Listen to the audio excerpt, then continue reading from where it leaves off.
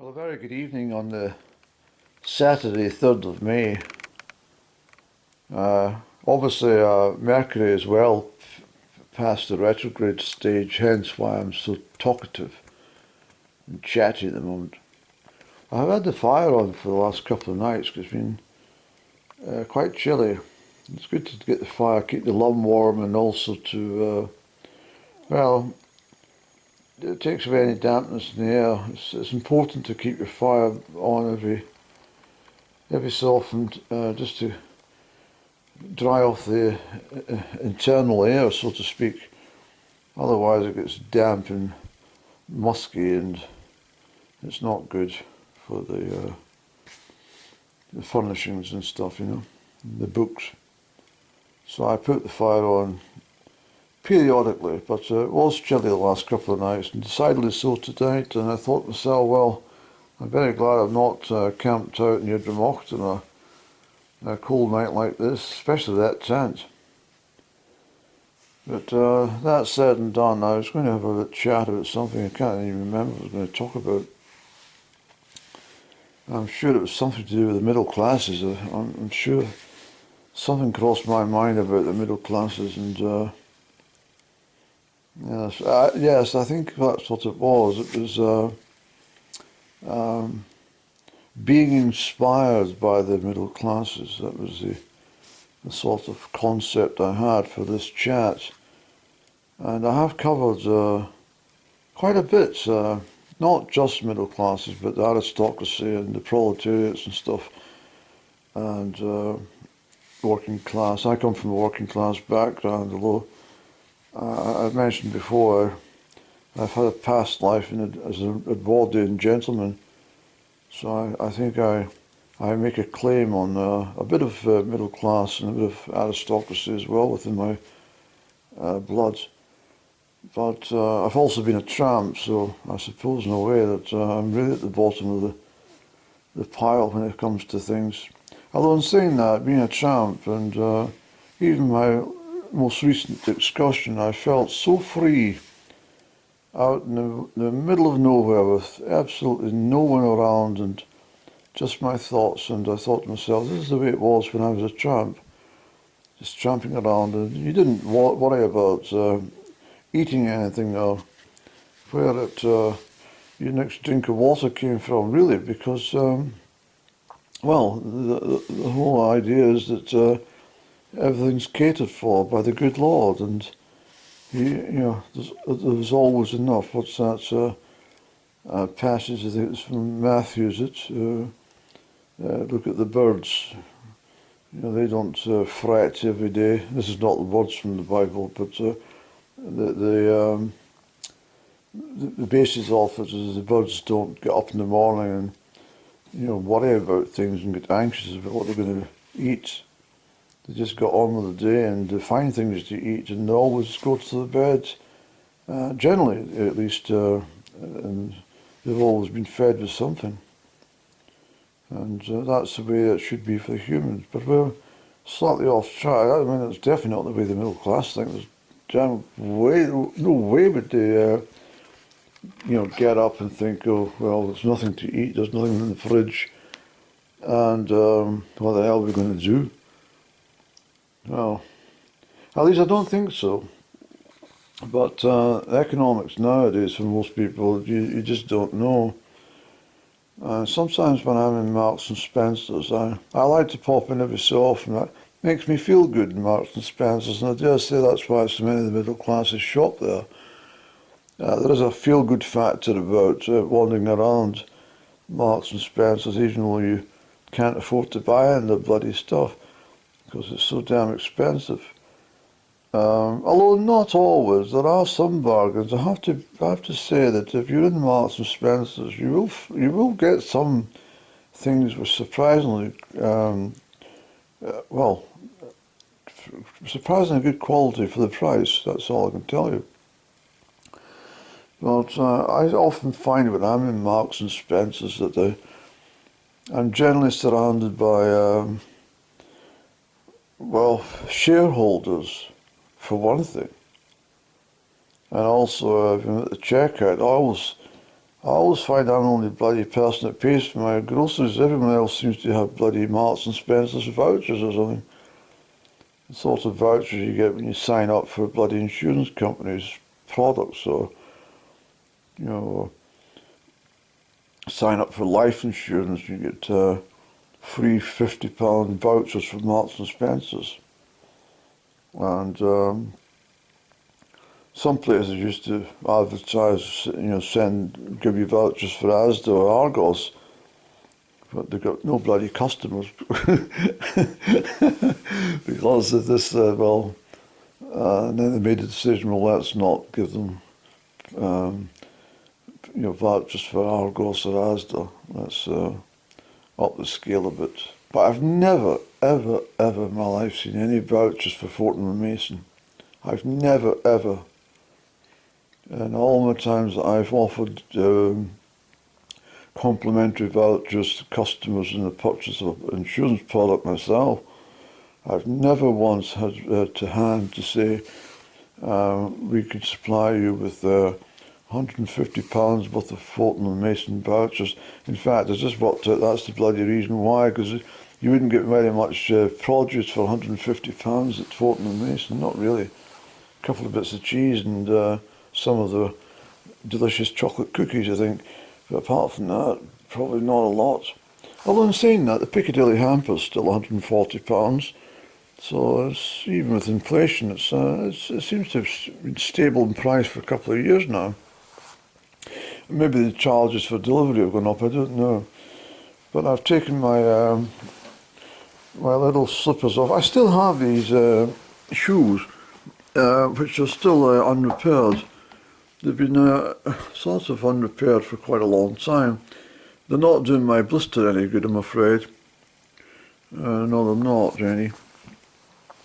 Well, I'm just going to relax a second, and we're going to talk about middle classes. Bear with me, I need to just remove some footage. It happens often. Boy, mind you, I've got a full camera, I've been away for bloody 2 days. Yes, hopefully that sorted the problem. If not, it's a bloody battery, but can't do much about the battery. If it conks out, it conks out. It's not a big roaring winter fire, it's just something to put heat around the radiators for a little while. But saying all this, what was I talking about? Marks and Spencer's, middle classes and stuff, and I can't remember where I sort of left off just a couple of moments ago. My brain's not working terribly great at the moment. But yes, that's what I was talking about today, was bottoms. Yes, that's definitely something that's come into my vocabulary. And I know where this has come from. I've just worked out. When I've been watching other YouTubers and stuff, I found it's something that's happened over the last couple of years at least. And every damn person nowadays, this is what they say. Not, yeah, but, or but, or something. They say, so yeah. So yeah. And I notice this is something that everybody says now. They don't say but or but, they say, so yeah. So yeah. So yeah, I don't want to be a so yeah person. So I'd rather stick with my buts. And I have noticed this. But anyway, back to the story anyway. You know, it's meant to be us talk about being inspired by the middle classes, stop drifting away.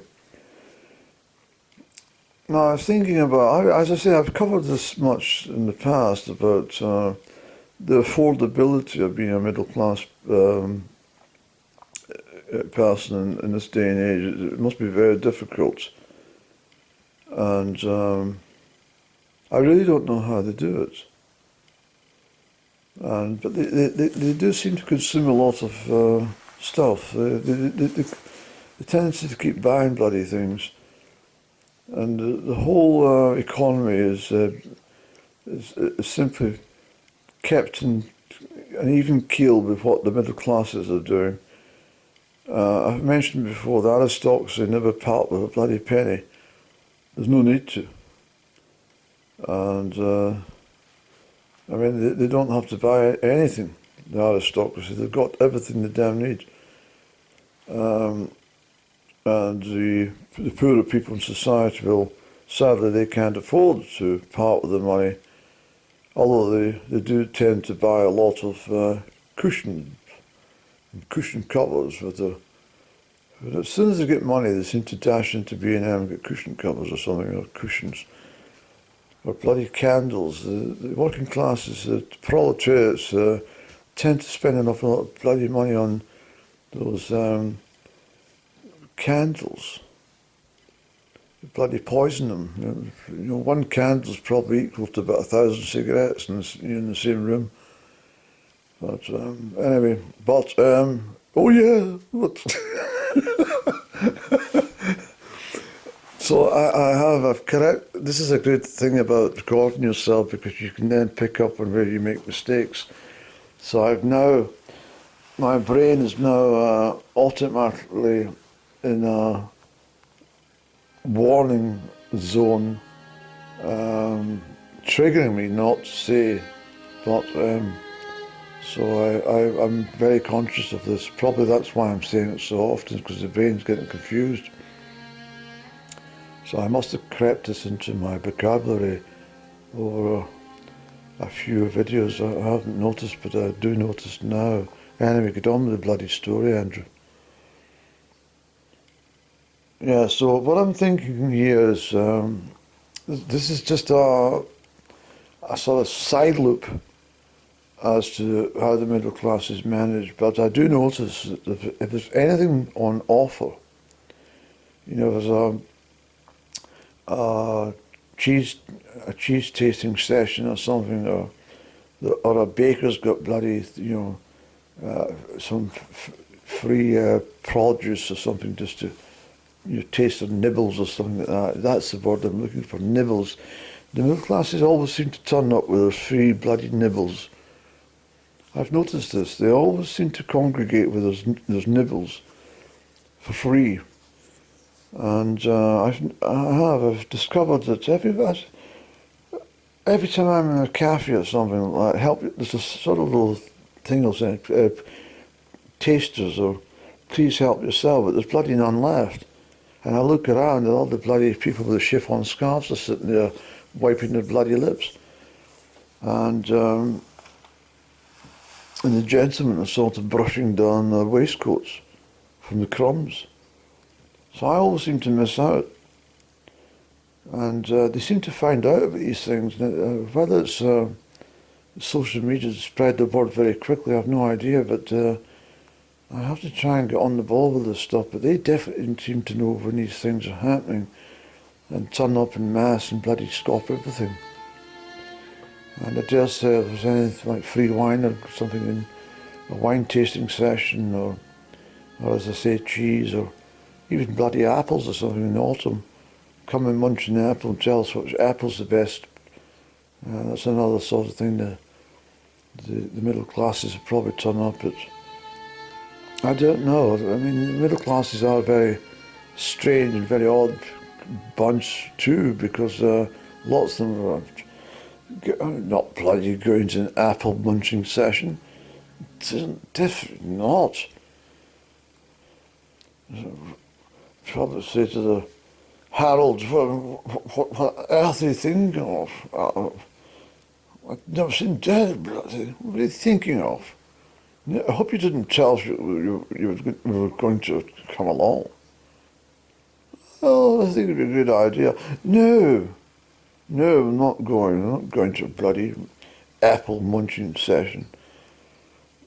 No.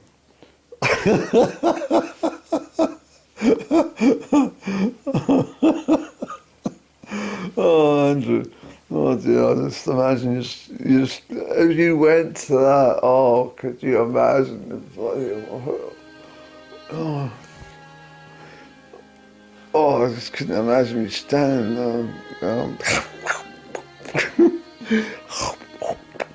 then eating the bloody, and then making comments about what bloody kind of, and then somebody like what, you know, Ronald or something, or, you know, Timothy was there. It's very golden delicious, isn't it? It's very French delicious. It's very soft. It's almost Bramley, I think. Yes. Now, move on. We'll move on. What do you think, you young man? And I'll be sitting, oh, no. I don't fancy that one at all, any. But I'm going to go and try and find out. I might actually start talking to the middle classes when I'm out. I might actually, when I'm in Marks and Spencer's occasionally, and say, "Oh, hi there. Can I ask a question, please? Where on earth do you always seem to have a continuous flow of expendable cash?" And just see what the reply is. And it can't all be from bloody mature ISAs or something, or, you know, government bonds, or, you know, shares. I don't know. I mean, there's only so many bloody things that they can invest in before the bloody taxman's bloody on their back, you know. So I don't know. I've no idea.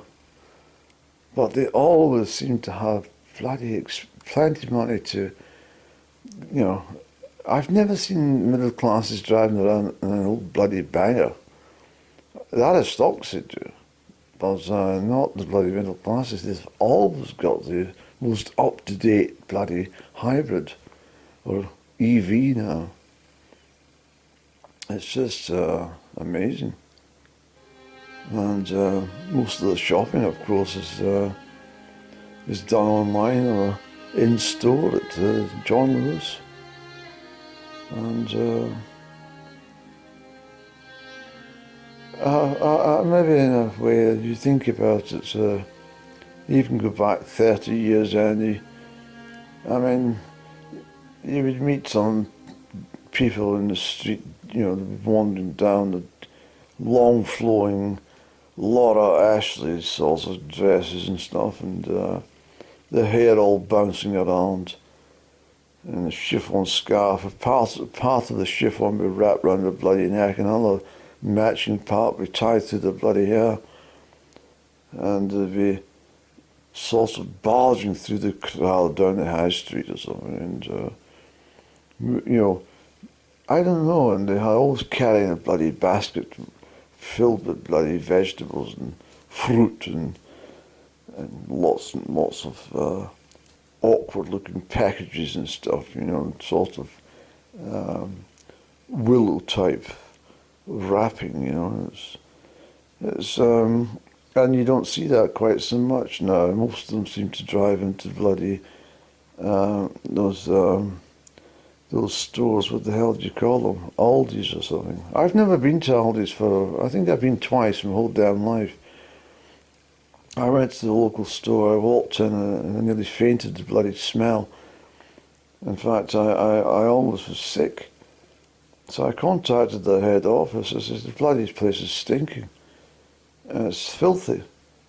What store? I told them, it's bloody stinks of rotten fruit and vegetables.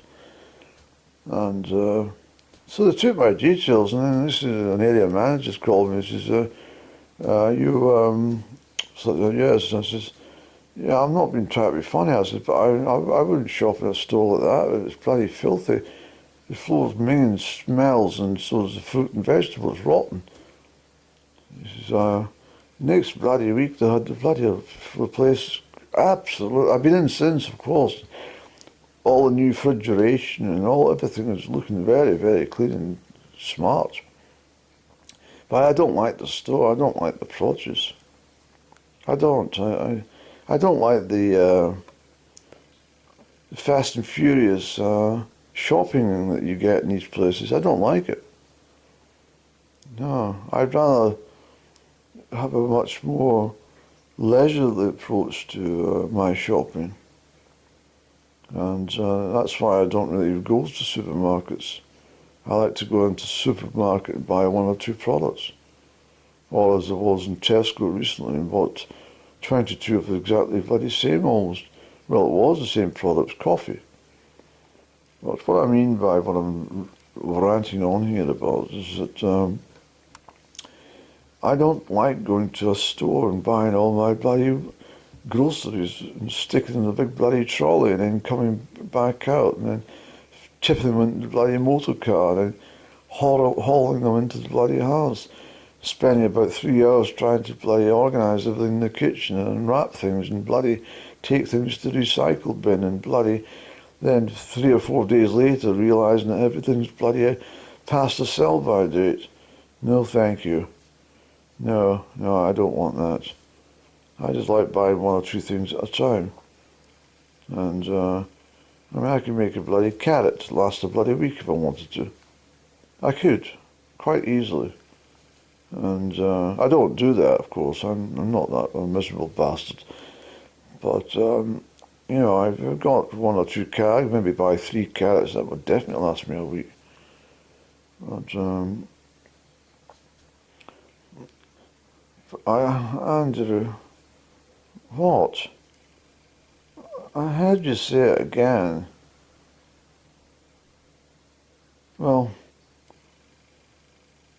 oh, no. All right, I'll try and stop, please. Well, I'm going to keep it on to you if you don't. Okay.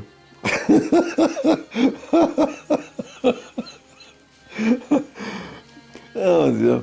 Anyway, so it's like, I think I was half dozing. I don't think I was actually talking. I think I was bloody dreaming. This is meant to be an inspirational talk about being inspired by the middle classes. There's not much inspiration in this chat. You're drivelling. Well, I'm going to set up a sort of committee, and I'm going to arrange several people from a middle class background to attend, and I'm going to ask them to, you know, input some ideas into the as we gather, and you know, let's just talk freely here, and let's you know, open up with some ideas and how can we get other people to be like us? And some George or something said, I'm not with you. What the hell are you talking about? Well, I want to try and inspire more people to be like the middle classes. And George said, well, like who? I said, well, like other members of society who are not middle class. We don't want bloody everybody to be middle class. We're a club. We're a unique band of people ourselves. We don't need anybody else to join us. We speak our own language. We've got our own rules. And we have our own sort of publicity when it comes to invitations and when there's freebies at the cafe or something. Yeah, but more people should maybe want to be like the middle classes and perhaps, you know, drive a hybrid, an Audi or something.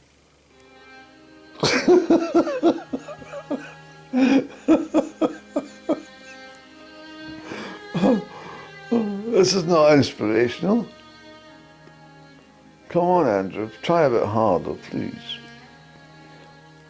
Well, I'm trying to think of ideas as I mutter along. I'm trying to get things sorted here in my brain.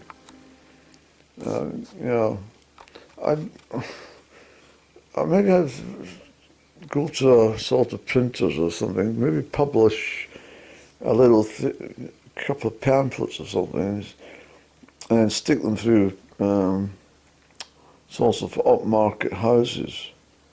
No, well, you might not find that all middle class needs upmarket houses, any. sometimes they're not always middle class at all. Sometimes there are people who've just been lucky in life, or maybe worked hard in life, and but they're not middle class at all. Or maybe they just even won a little money on the lotto or something. They've got some money, but they're not actually middle class. So this is what I'm saying. We might be losing our culture. Could be losing middle class people. We might not have middle class people in 3 years' time. We might not even have aristocracy in a few years.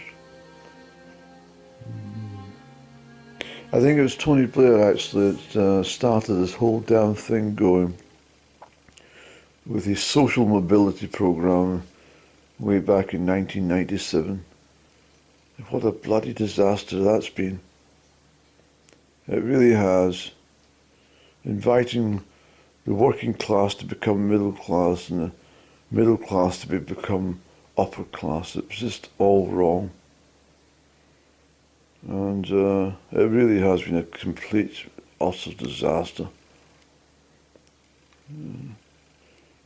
Say you can't dress mutton as lamb. It's true. And there's a certain amount of elocution that you have when you're of a different, from different diverse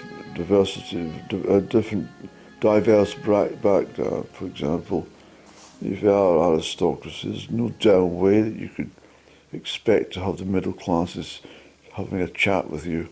You'd see right through them. You would see right through their bloody nonsense. And I mean, if the aristocracy were, if you were in company of aristocracy and somebody started talking about their hybrid motor, they would get shot down in a second for that. Verbally, not literally. But I mean, it wouldn't be right, I don't think, when a huge gathering of people. It just wouldn't work.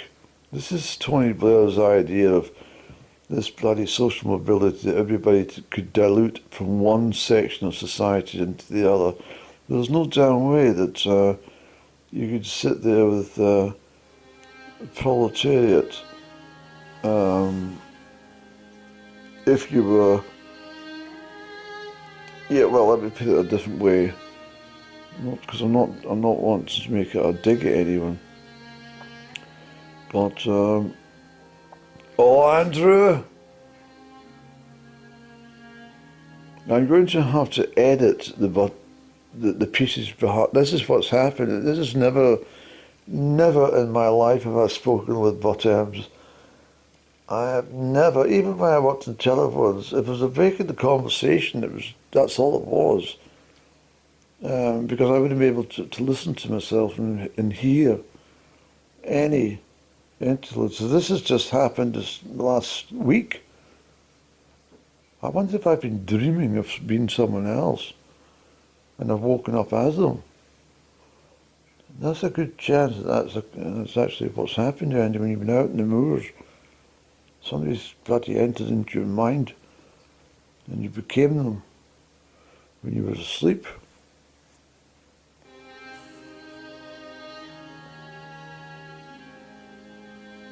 Yeah, so just be careful with this bloody bottom stuff.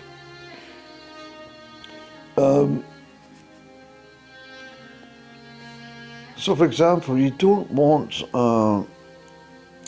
somebody who's very keen on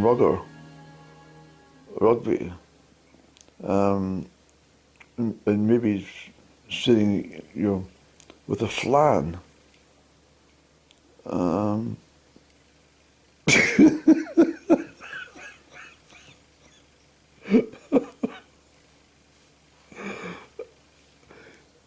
Yeah.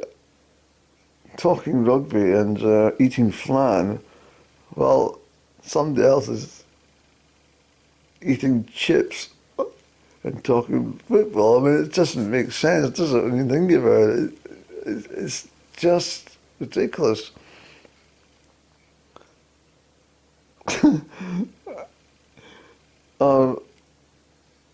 Eating canopies and watching polo. It's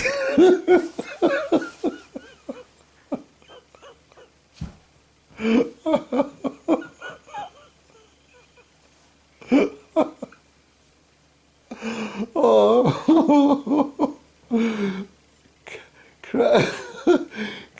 cranberry juice and truffles or something from, from Fortnum Mason. I mean, goodness sake. You wouldn't sit and watch the bloody darts without eating truffles.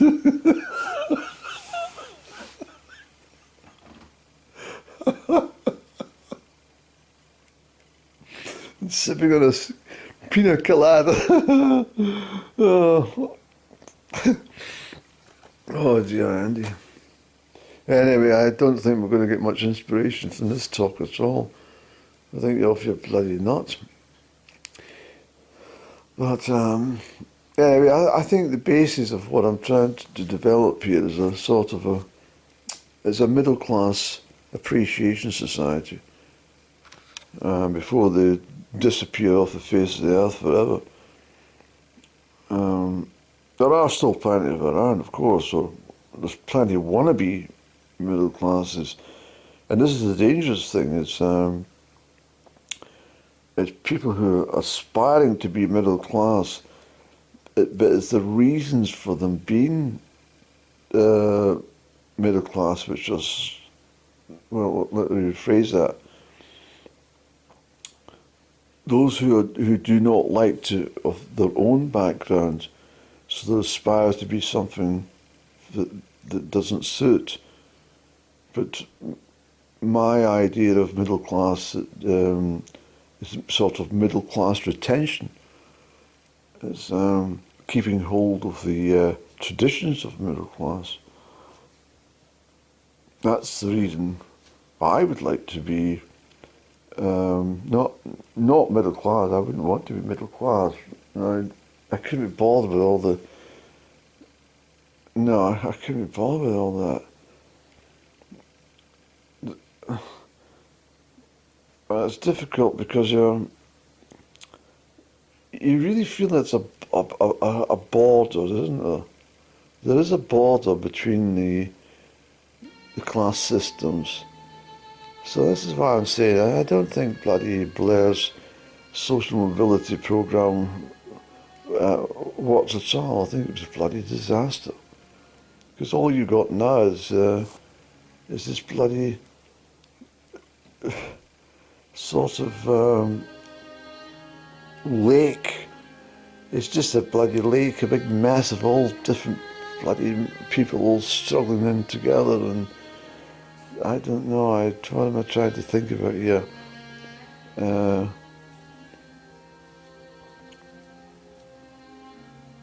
is no defined class anymore. It's just a big hogwash of bloody all sorts, and it's all just down to how much bloody capital you've got in the bank. That's probably about the only thing you can say, and that's not the way it was. That's not what middle class was. It's never what aristocracy was about, and it was never about the working class ideals either. How much money you've got, how well you're doing, how look at me. That's the sort of thing I mean. That was never the intention, and that's what I'm saying. You want to hold on to the decent farming communities, and you want to hold on to decent church groups, and you want to hold on to the rich, proper family shops and stores, and the way of life that was tradition for hundreds of years in Point of Fire, well, certainly for a good 100 years.